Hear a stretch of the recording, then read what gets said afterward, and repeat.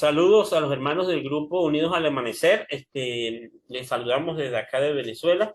Vamos a continuar con lo que ha sido nuestra temática del estudio del santuario. Ya hemos, abarcado la parte que se refiere al atrio y hemos podido analizar esos interesantes aspectos de la doctrina del santuario y de lo que era el edificio del santuario, obviamente empezando por el atrio exterior, los muebles que estaban allí en el atrio, y ahora entonces nos compete pues comenzar con lo que era el santuario o tabernáculo propiamente dicho.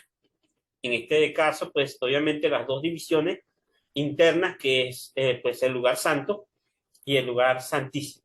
Y para hacerlo, quisiera que leyésemos en Hebreos, capítulo 9, en el versículo 1 hasta el 7, dice la palabra de nuestro Dios. Ahora bien, aún el primer pacto tenía ordenanzas de culto y un santuario terrenal. Esto es sumamente importante porque es el propósito de esta presentación, poder analizar un poco no solamente el lugar santo, sino también, obviamente, las ordenanzas de culto. Es decir, el culto que se realizaba en el lugar santo. Sigo leyendo, en el versículo 2 dice, porque el tabernáculo estaba dispuesto así.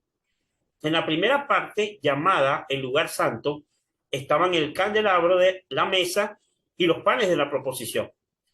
Tras el segundo velo estaba la parte del tabernáculo llamada el lugar santísimo, en el cual tenía un incensario de oro y el arca del pacto cubierta de oro por todas partes, en la que estaba una urna de oro que contenía el maná, la vara de Aarón que reverdeció y las tablas del pacto, y sobre ella los querubines de gloria que cubrían el propiciatorio, de las cuales cosas no se puede ahora hablar en detalle.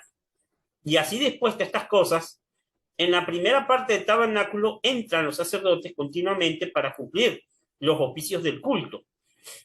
Pero en la parte segunda, solo el sumo sacerdote, una vez al año, no sin sangre, la cual ofrece por sí mismo y por los pecados de ignorancia del pueblo. Así que entonces, el apóstol Pablo aquí en la epístola a los Hebreos, él nos describe rápidamente lo que constituía el tabernáculo.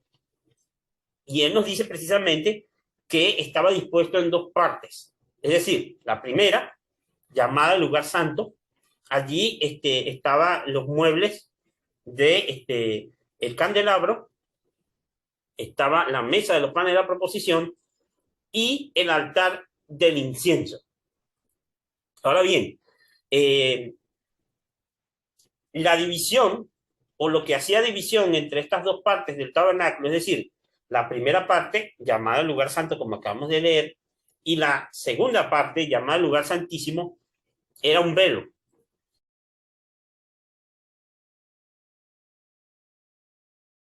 Ahora bien, es conocido para nosotros y es sabido que el velo que estaba entre el lugar santo y el lugar santísimo era entonces la cortina que hacía esa dicha división.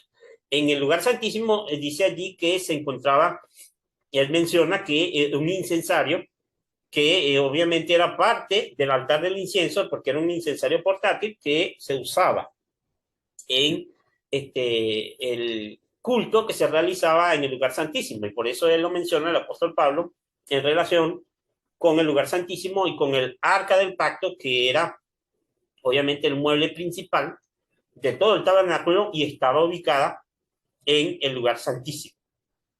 Ahora bien, en este estudio solamente nos vamos a referir obviamente al lugar santo y debemos entender que obviamente a la entrada del lugar santo también había un velo.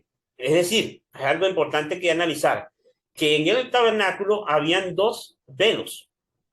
Es decir, el velo que constituía la entrada al tabernáculo o al lugar santo y el velo interior, es decir, el velo que estaba dentro, valga la redundancia, que dividía el lugar santo del lugar santísimo.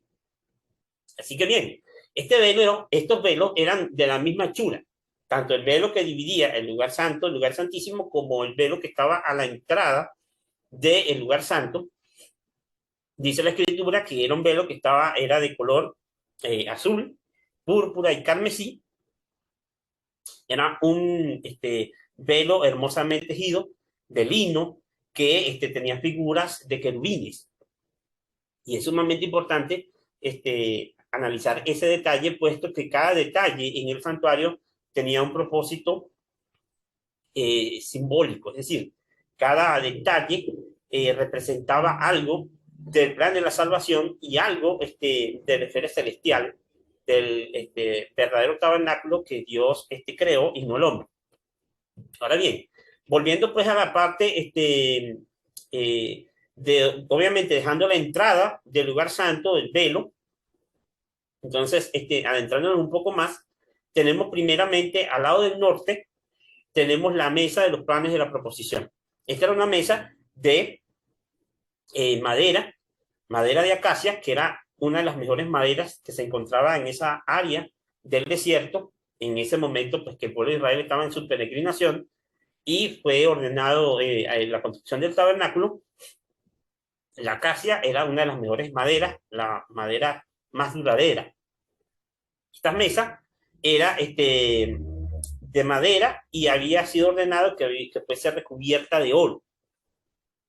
Sobre esta mesa se colocaban lo que se conoce como los panes de la proposición o panes de la presencia, en dos filas de 6 panes cada uno. Se colocaban o sea, es decir, todos los sábados se cambiaba este pan, se colocaba sobre él incienso, y el propósito era de que cada sábado, entonces, los sacerdotes consumieran este pan.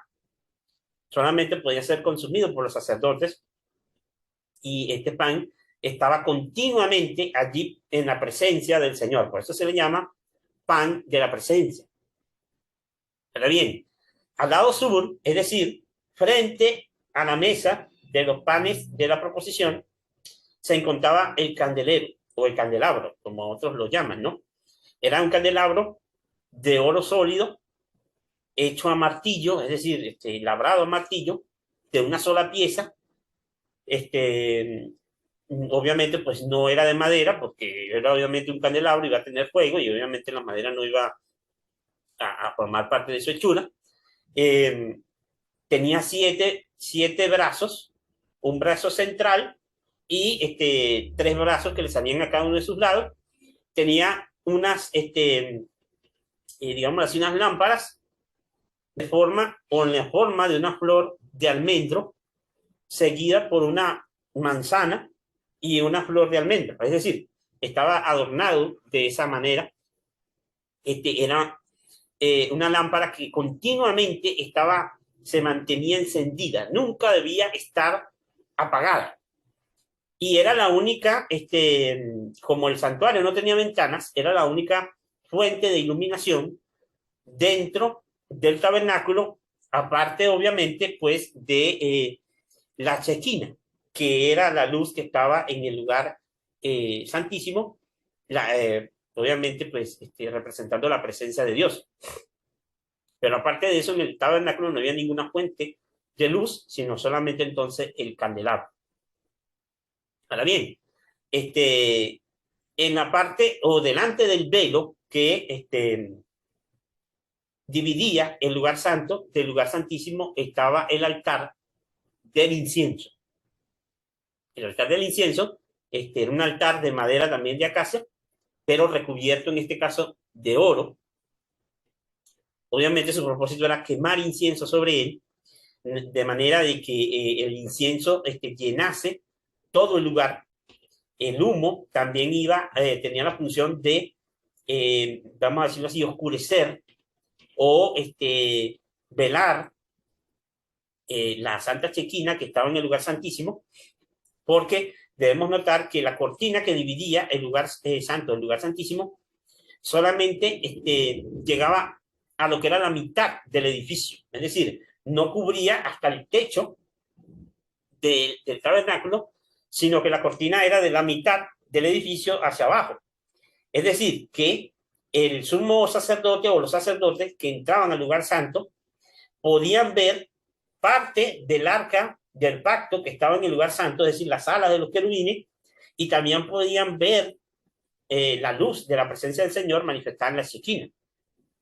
Y entonces el humo del incienso funcionaba como una forma de ocultar, de velar también esta presencia del Señor. Ahora bien, estos eran los muebles principales que estaban allí en el lugar santo. Cada uno lleno de detalles, lleno de enseñanzas y de símbolos sumamente importantes que fuese provechoso pues, estudiarlos detenidamente cada mueble. Sin embargo, en este estudio queremos solamente dar un vistazo general a lo que era el lugar santo y por eso menciono, sin entrar en todos los detalles de cada uno de los muebles. Es algo significativo de mencionar que las paredes del santuario estaban hechas de madera de acacia, recubiertas de oro, tenían unas bases de plata y en dichas paredes estaban labrados ángeles, o sea, querubines y palmeras, representando, mis hermanos, y esto es sumamente importante, especialmente para nosotros, entender la obra de los ángeles en el plan de salvación y la presencia de los santos ángeles en las escenas celestiales, es decir, en el santuario del cielo, en el santuario celestial. Además de esto, estaban las figuras de estos querubines, tanto como ya había mencionado, tanto en las paredes como en el velo.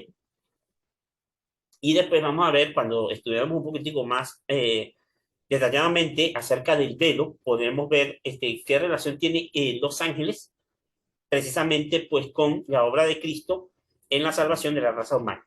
Pero bien, además de pues, estos detalles, mencionarles que obviamente el techo estaba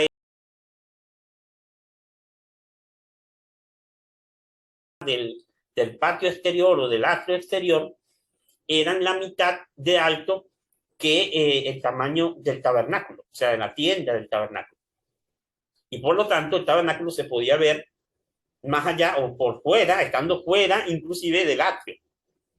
Se podría alcanzar a ver la carpa central, es decir, el tabernáculo de reunión. Entonces, más allá de esto, creo que lo más importante cuando estudiamos el tema del lugar santo es poder analizar lo que se hacía en el lugar santo, el culto, como nos dice el apóstol Pablo, él nos mencionaba entonces que había unas ordenanzas de culto.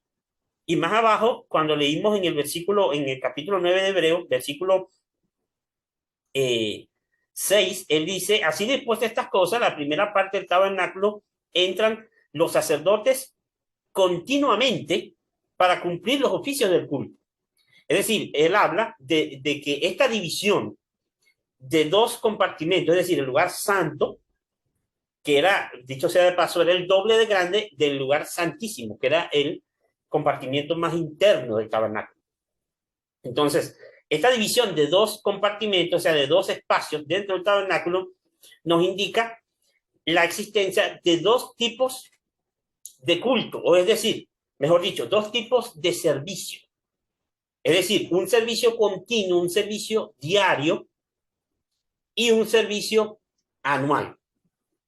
Ahora bien, para entender un poquitico mejor este asunto, debemos entonces entender que el servicio que se realizaba en el santuario tenía estas dos divisiones, es decir, un servicio continuo, servicio diario y un servicio anual. En el servicio diario se efectuaba en el altar del holocausto que estaba en el atrio y en el lugar santo. Mientras que el servicio anual se realizaba en el lugar santísimo. Ahora bien, el servicio diario consistía, obviamente, en el holocausto matutino y vespertino, en el ofrecimiento del incienso en el altar de oro y en los sacrificios especiales por pecados individuales. Estas eran las tres fases del servicio, diario, el servicio continuo, el servicio que se hacía en el lugar santo. Tenía estas tres esferas, ¿no?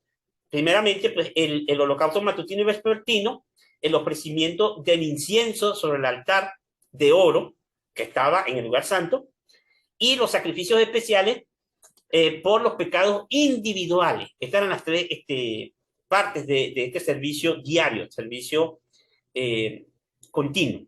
Dicen, pues, ¿en qué consistía entonces el servicio matutino? Bueno, cada mañana y cada tarde se ofrecía sobre el altar un cordero de un año, un holocausto, con las oblaciones apropiadas, es decir, con ofrenda de harina. Ajá.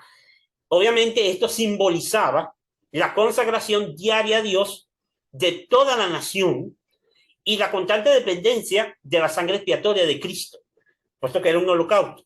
Cuando estudiamos el tema de lo que significan los holocaustos, nos vamos a dar cuenta de que el holocausto significa una consagración total, porque la palabra holocausto viene de todo, o sea, el significado es todo quemado. Se quemaba todo el animal. Entonces, ese era un símbolo de que todo debía ser consagrado a Dios. Ahora bien, Dios les indicó expresamente que toda ofrenda presentada para el servicio del santuario debía ser sin defecto. Eso lo encontramos en Éxodo capítulo 12, versículo 5. Los sacerdotes debían examinar todos los animales que se traían como sacrificio y rechazar a los defectuosos.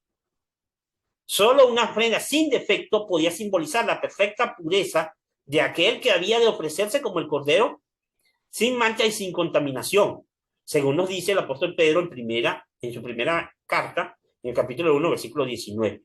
Esto es sumamente importante, hermano, entonces, porque los sacerdotes entonces examinaban meticulosamente toda ofrenda y todo sacrificio que se realizaba, y si se conseguía algún defecto en el animal era rechazado y por lo tanto debía ser sustituido, cambiado por un animal sin defecto. Esto es sumamente importante porque es una de las grandes lecciones que nos enseña el santuario, que las ofrendas presentadas a nuestro Señor diariamente, porque estamos hablando de un culto diario, deben ser presentadas de forma perfecta y sin mancha delante del Señor. Ahora fíjense bien en la siguiente parte, lo que continúa precisamente este aspecto del sacrificio matutino y vespertino. El apóstol Pablo nos señala algo muy sumamente importante, que estos sacrificios que se realizaban mañana y tarde eran una ilustración de los seguidores de Cristo. Porque los seguidores de Cristo han de llegar a ser como estos sacrificios. ¿En qué sentido? Él lo dijo. Romanos, capítulo 12, versículo 1 nos dice: por tanto, hermanos, os ruego por la misericordia de Dios que presentéis vuestros cuerpos como sacrificio vivo, santo, agradable a Dios, que es vuestro verdadero culto. Es decir, el verdadero culto a Dios es presentar todo nuestro ser, como dice él, nuestro cuerpo santo, como un sacrificio vivo y agradable ante Dios. Dice, hemos de entregarnos al servicio de Dios y debemos tratar de hacer esta ofrenda tan perfecta como sea posible. Dios no quedará satisfecho con lo mejor que podamos ofrecerle, sino con qué, con lo más perfecto. Dice, los que lo aman de todo corazón, porque fíjense que este es el principio instaurado o presentado en la Santa Ley, el primer gran mandamiento, amar a Dios por sobre todas las cosas y con todo el corazón, con toda la fuerza, es precisamente este símbolo del sacrificio. Los que amamos entonces, o que aman a Dios de todo corazón, desearán darle el mejor servicio de su vida y constantemente tratarán de poner todas sus facultades, las facultades de su ser, en perfecta armonía con las leyes que nos van a capacitar para hacer la voluntad de Dios. Entonces, el culto a Dios, el verdadero culto que Dios acepta, es un culto donde el que se presenta como un sacrificio vivo, agradable, su cuerpo, lo presenta presentándole a Dios sus facultades de la mejor manera posible. Es decir, no solamente nuestras facultades mentales, nuestro raciocinio, nuestra voluntad, nuestra conciencia, que debe estar limpia delante de Dios, sino que también nuestras facultades físicas, nuestro tiempo, nuestra salud, debe ser presentada ante Dios y ese es el verdadero culto, el verdadero servicio que le presentamos, la verdadera adoración que nosotros le presentamos a Dios, según nos lo dice el mismísimo apóstol Pablo. Ahora, pasemos al siguiente aspecto, avancemos un poquitito más para aprovechar los minutos. Hablemos del ofrecimiento del incienso. Ahora, ¿en qué consistía esto? Dice, al presentarse la ofrenda del incienso, el sacerdote se acercaba más directamente a la presencia de Dios que ningún otro acto de ese servicio diario. Es decir, este servicio se hacía todos los días. El sacerdote entonces entraba con incienso y quemaba incienso en el altar de oro. Y con ese acto, noten, era el momento en ese servicio en que estaba más cerca de Dios. ¿Por qué? Porque estaba inmediato al lugar santísimo. Entonces, el velo interior, el velo que separaba el lugar santo del lugar santísimo, no llegaba, como les había mencionado, hasta el techo. Entonces la gloria de Dios se manifestaba sobre el propiciatorio, que era la tapa que estaba sobre el arca del pacto. Encima de ese propiciatorio se manifestaba la presencia de Dios. Y estaba delante de él, en el momento en que él estaba ofreciendo entonces el incienso, o sea, estaba quemando el incienso sobre el altar, él estaba mirando, o sea, en su posición estaba de frente a la Shequina, a la presencia de Dios en el arca, en medio de los querubines, y solamente le impedía parcialmente el velo, la cortina que estaba dividiendo el lugar santo del lugar santísimo. Ahora bien, cuando el sacerdote ofrecía incienso ante el Señor, miraba hacia el arca, y mientras ascendía la nube de incienso, la gloria divina descendía sobre el propiciatorio y llenaba el lugar santísimo. Y a menudo llenaba tanto las dos divisiones, es decir, que la gloria del Señor que descendía en la Shequina, en la hora del momento de ofrecer el incienso, llenaba no solamente el lugar santo, sino que en algunas ocasiones especiales llenaba inclusive el lugar santo también, no solamente el santísimo, sino también el lugar santo, de tal manera de que el sacerdote tenía que colocarse en la puerta, o sea, tenía que retirarse hasta la puerta del lugar santo. ¿Qué ocurría entonces en ese momento? Dice, así como en ese servicio simbólico, el sacerdote miraba por medio de la fe el propiciatorio, que no podía ver directamente, igualmente el pueblo de Dios ha de dirigir sus oraciones hacia Cristo, su gran sumo sacerdote, que en este momento pues está ministrando por nosotros delante del Padre en el santuario celestial.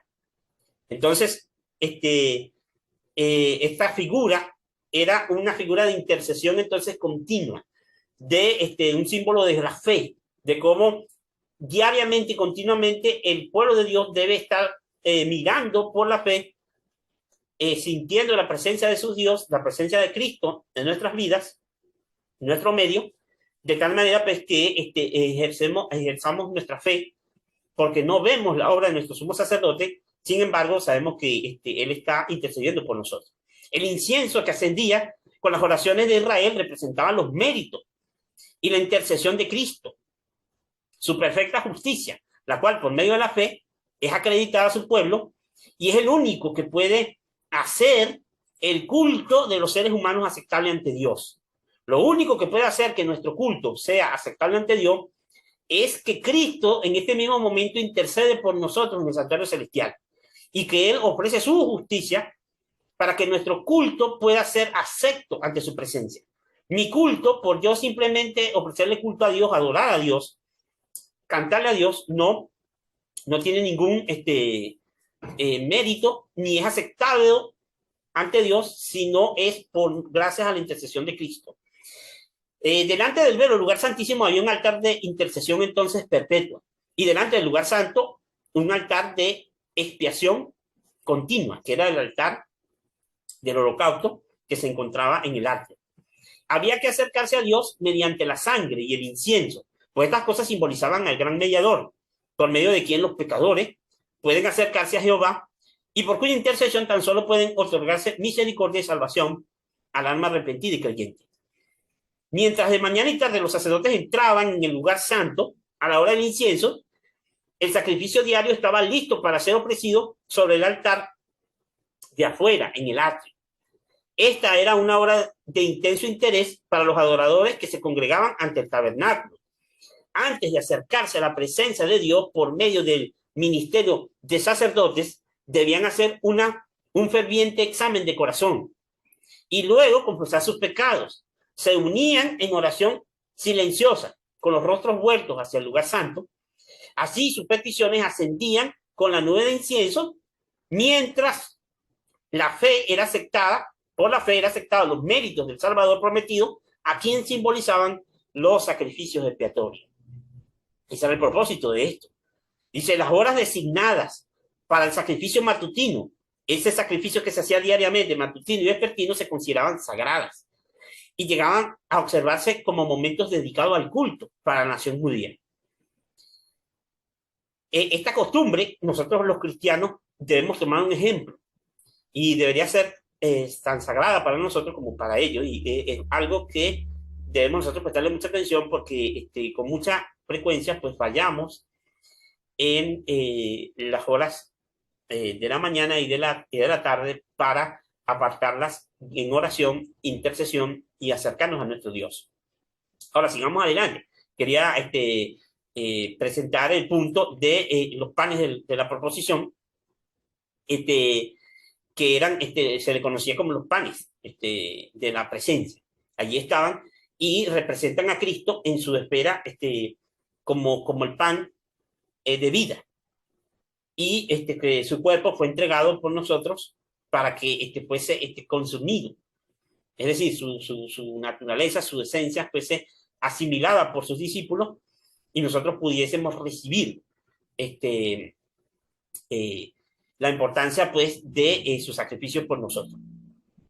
Queda todavía la última esfera, o sea, el último aspecto del servicio diario, que lo vamos a dejar para estudiar porque es la parte más importante de este servicio. Vamos a dejarlo para estudiar en un próximo tema, que se refiere pues a la parte de los sacrificios especiales por los pecados individuales, que es la esfera o el último aspecto de este servicio diario.